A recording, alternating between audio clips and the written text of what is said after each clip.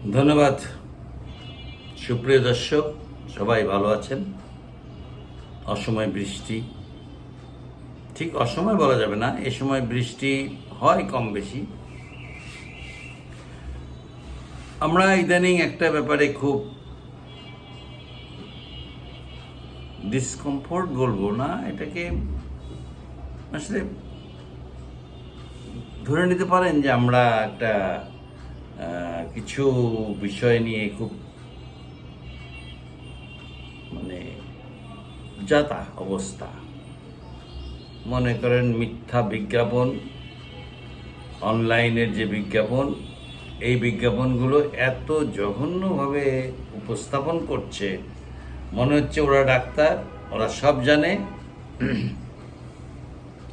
আর আমরা যারা এই আমজনতা আছি, এরা আমরা কিছু জানি না। ওরা আপনাকে বলছে যে এটা খেলে এই হবে, 300 রোগ ভালো হয়ে যাবে, 400 রোগ ভালো হয়ে যাবে, মানে মৃত্যু ব্যতীত সব অসুখ ভালো হয়ে যাবে। বেশ ভালো কথা। সব অসুখ যখন ভালো হয়ে যাবে, তখন আমরা কেন সে অসুখ ওষুধ খাবো না? তো মনে করেন যে অনলাইনের এই বিজ্ঞাপনগুলো দেখে, সত্যি কথা বলতে কি একটা জিনিস মনে রাখবেন, ওরা যারা বিজ্ঞাপন করে না, এরা শালা খুব চালাক। এরা এত চালাক, এমনভাবে আপনারে বলতেছে মনে হচ্ছে যে ওরা একেবারে সব জানে, জেনে বসে আছে। এবং পারলে বড় বড় ডাক্তারকে দিয়ে কথা বলায়। আমি জানি না যে ওই দেবী শেঠি, যে বিখ্যাত ডাক্তার আছেন ব্যাঙ্গালোরে, ওনাকে বুঝতে পারলাম না যে ওনাকে দিয়েও কথা বলাচ্ছেন। হতে পারে, আমার ধারণা নাই, হয়তো উনিও বলতে পারেন বা নাও বলতে পারেন, কিংবা এটাও একটা বিজনেস পলিসি হতে পারে। আমরা আসলে কলুর বলো, মানে ঘাড়ের উপরে জোয়াল তুলে দিছে, ঘুরতেছি আর ওই তেল পড়তেছে। তেল মানে টাকা। আমরা ওই লোভে পড়ছি।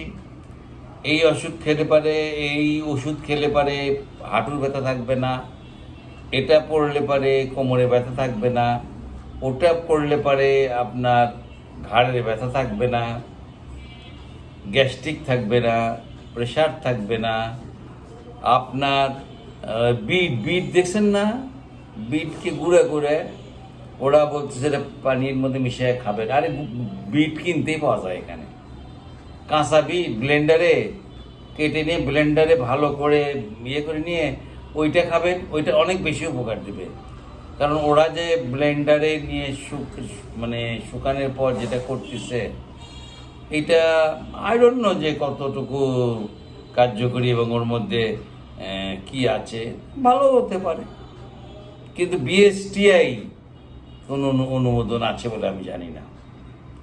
হ্যাঁ, সজিনা পাতা, মোরিঙ্গা নিয়ে তো একেবারে ফাটাফাটি।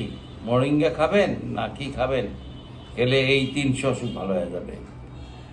তাহলে মোরিঙ্গা তো আমার বাড়ির গাছে, আমার বাড়িতেই তো সজনা গাছ আছে, ওই পাতা ভেজা খাবো।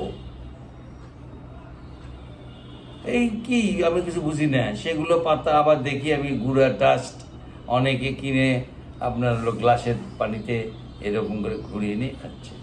এই বিজ্ঞাপনের এই যে ডামাডোল, বিজ্ঞাপনের যে ইয়েগুলো, এইগুলোতে আমরা তো আসলে ম্যাড হয়ে গেছি, একেবারে পাগল বানায় ছাড়ছে। আপনি যদি কোনো কারণে একটা বিজ্ঞাপনের লাইক দেন, তো মনে করেন যে ওই বিজ্ঞাপনের যত রকম কোম্পানি আছে, প্রত্যেকটা কোম্পানির বিজ্ঞাপন আপনার কাছে আসবে। শালা পাগল হয়ে যাওয়ার মতো অবস্থা। তো যাই হোক, এরকম অনেক বিজ্ঞাপন। আসলে বিজ্ঞাপনের এই যে ছড়াছড়ি, ফেসবুকে বলেন, ইউটিউবে বলেন, দোষ দিয়ে লাভ নেই। পয়সা কামাই ওরাও করতেছে, এই সামাজিক যোগাযোগ মাধ্যমগুলোও কামাই করতেছে, মাঝখানতে পকেট ফাঁকা হচ্ছে আমাদের পকেটের টাকাগুলো এইভাবে বের করে নিচ্ছে।